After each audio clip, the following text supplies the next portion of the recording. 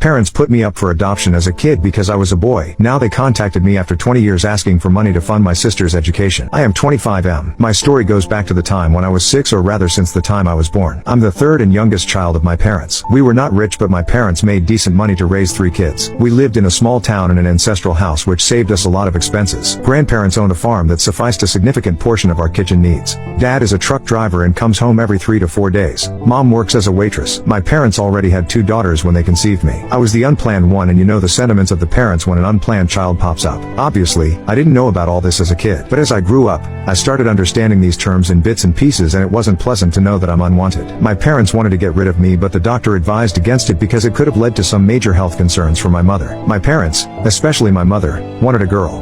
Her reason was very simple. She wanted me to use the discarded clothes of my elder siblings so that she didn't have to buy new clothes for me. My 2 elder sisters had a year of age gap, so they pretty much had the same sized clothes interchangeably. It was fun for them. However, when I was born as a boy, my parents were disappointed. They hated my guts. They dressed me in girls' clothes and even sent me to school with my sister's discarded uniform. It was just so embarrassing for me as a kid. Though I was very small at that time, I still have a blurred memory of how I was being bullied for wearing a girl's uniform and long hair. If I even complained about it, all I got was a thrashing from my mom. I grew up hearing nothing but abuse and harsh words from my parents, most of which I didn't use to understand then, and when I understood, I hated my parents. Dad was still better than Mom, but he used to be away for most of the days and was flaky in nature. On some days, I thought he was neutral between all 3 of us, and on some days he behaved as evil as Mom, if not more. I won't say I was a saint kid. I used to revolt when I started understanding their biases towards me and my sisters. They always got the best of everything and I got their leftovers. So I started being evil to them because as a kid I held them responsible for my misery. Yes, I was grounded for my actions, sometimes quite severely. I had to make my own breakfast and was left without dinner on many occasions. Understand the pleas of a 6-year-old going through this. There was one incident that I remember quite vividly, and I think that was the game changer of my life. That day or that week, I don't remember exactly, I was being severely bullied in the playground for dressing up like a girl.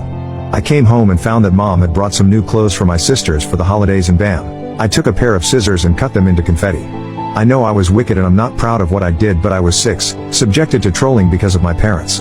It came from a place of pain and not evilness. Instead of understanding my pain, my parents considered that to be a sin that deserved the strictest punishment of all.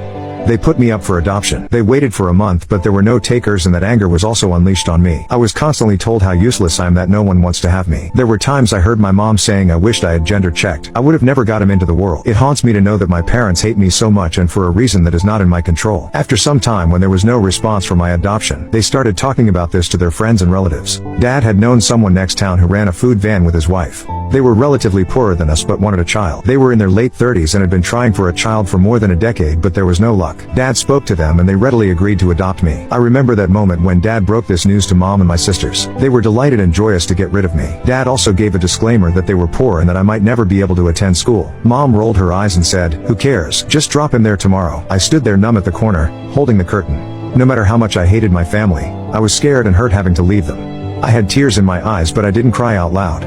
They were so happy enjoying the moment that they forgot I was there. When Dad saw me in tears, he came forward, rubbed my back, and said, "Pack your stuff. We'll leave tomorrow morning to your new family." I cried out loudly when he said this, but I realized that it was going on deaf ears. So, I went to my room, packed my stuff, praying that my new family was less wicked. The next day, Dad drove me to the next town.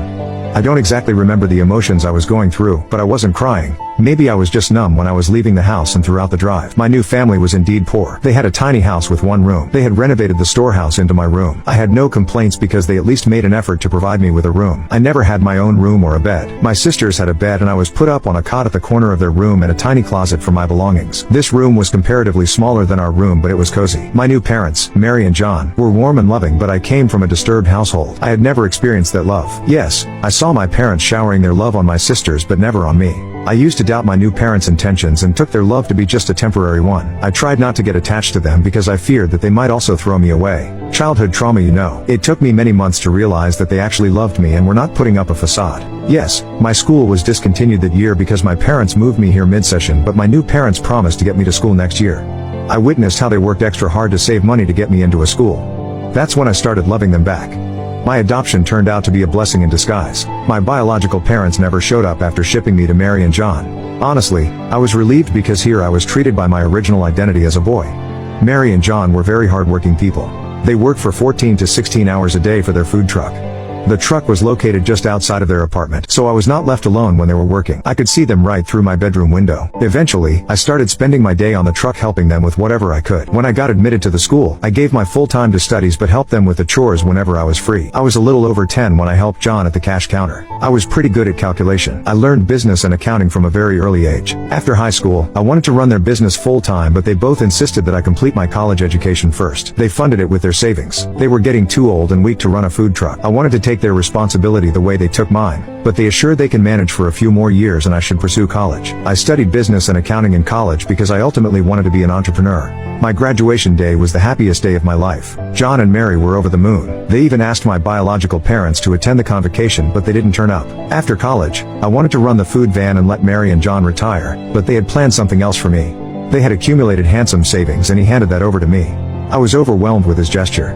He said they can survive on their own for a few more years, but they didn't want to drag me into this. He gave me the money to start a business of my own. I didn't want to blindly waste his money, so I used my business knowledge.